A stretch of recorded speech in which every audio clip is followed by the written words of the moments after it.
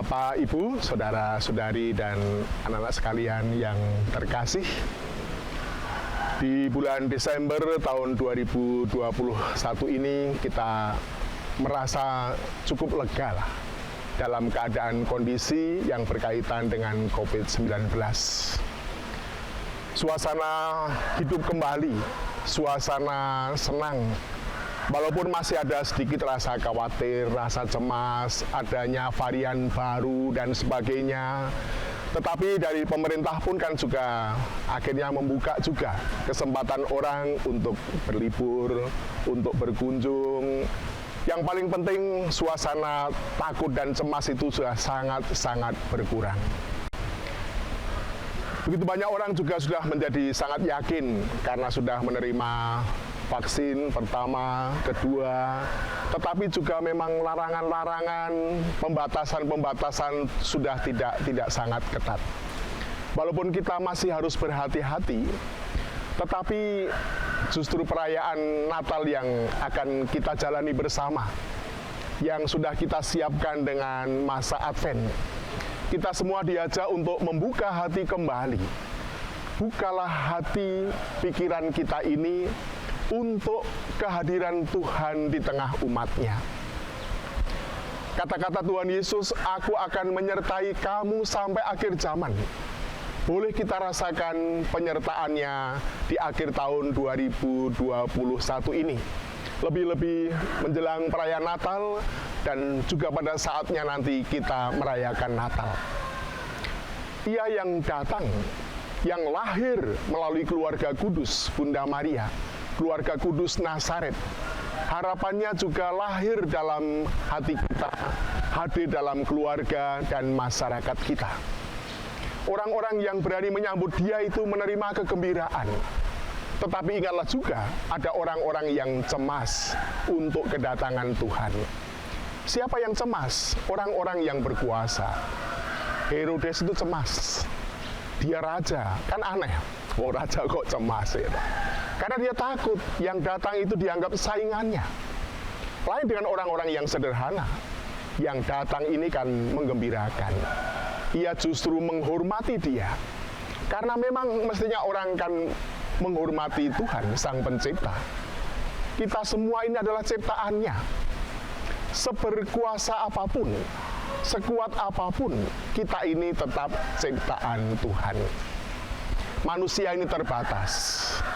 Walaupun umurnya panjang, tetapi juga ada batasnya.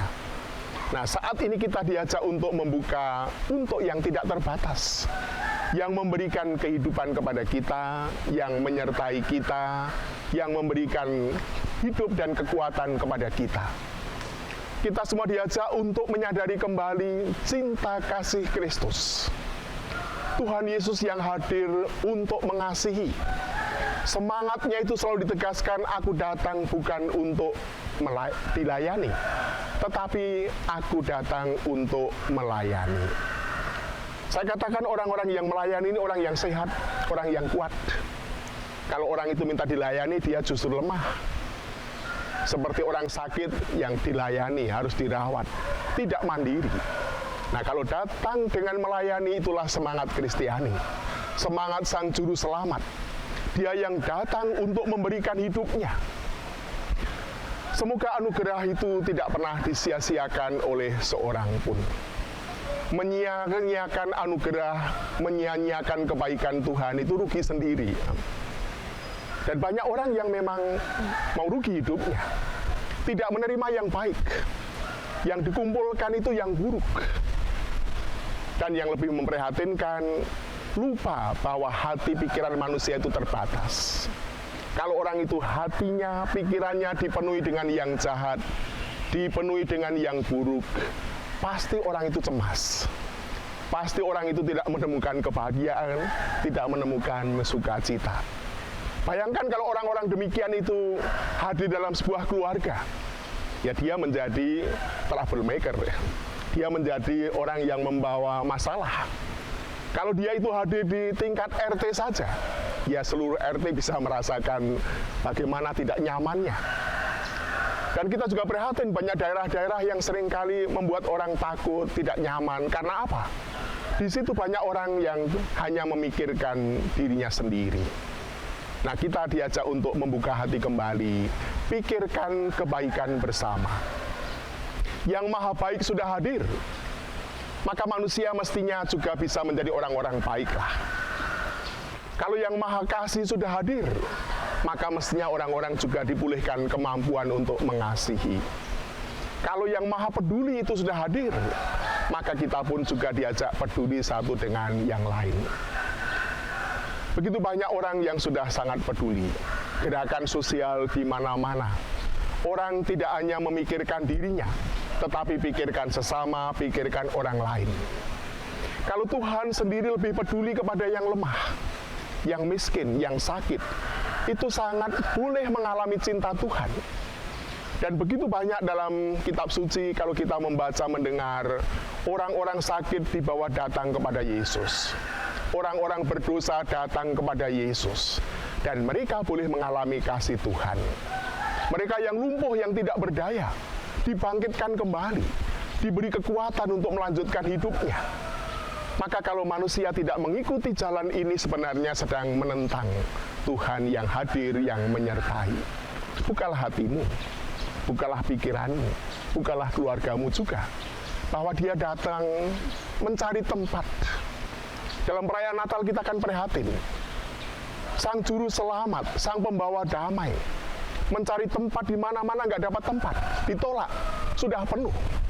Dan saya yakin banyak orang yang hati dan pikirannya itu penuh dengan kemunafikan, penuh dengan kejahatan, maka juga tidak siap untuk menerima kebaikan Tuhan. Orang yang bermusuhan diajak berdamai, berat rasanya. Lebih senang kalau diajak, mari balas dendam, mari kita habisi musuh kita. Banyak orang yang semangat seperti itu. Tetapi semangat itu menunjukkan orang yang sedang tidak bebas. Sedangkan Tuhan Yesus itu membebaskan manusia. Jadilah orang yang merdeka. Yesus pun dikenal oleh banyak orang. Engkau tidak takut kepada siapapun. Engkau tidak mencari muka. Engkau mengajarkan jalan kepada Allah dengan baik dan benar. Maka orang-orang yang menerima dia itu siap berubah. Siap menjadi orang-orang baik kembali. Siap menjadi orang-orang yang peduli kepada sesamanya. Siap untuk melayani. Maka jadikanlah kita ini orang-orang yang siap digunakan oleh Tuhan. Dalam sejarah keselamatan itu Tuhan membutuhkan orang-orang. Seperti Gabriel yang datang membawa kabar gembira. Yang dipanggil, yang dipilih Bunda Maria. Ia ditawari tugas luhur. Walaupun ia merasa bingung, merasa terbatas. Ya, aku ini hamba Tuhan. Itulah kerendahan hati. Bukan siapa-siapa.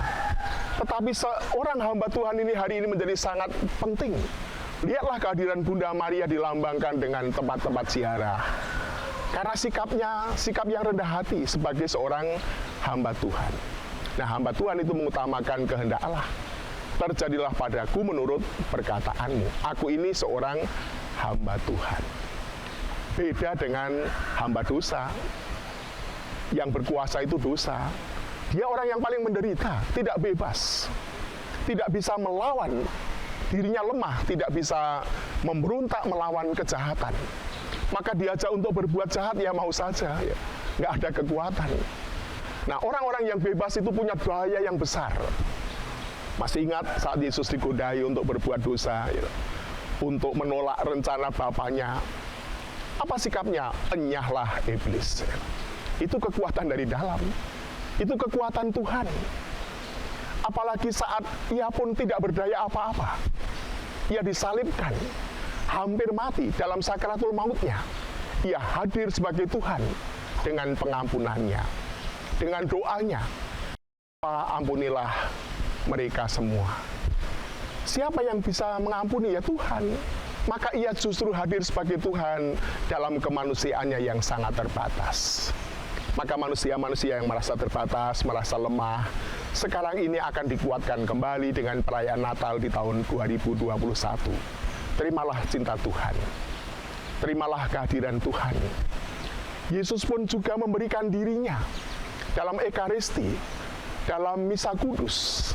Apa yang diberikan oleh Yesus? bukan harta kekayaan. Yang diberikan adalah tubuh dan darahnya. Ini tubuhku, ini darahku. Makanlah dan minumlah. Itulah santapan surgawi, itulah santapan para malaikat. Maka semoga kita yang telah menerima Yesus menemukan kegembiraan dan sukacita yang sejati.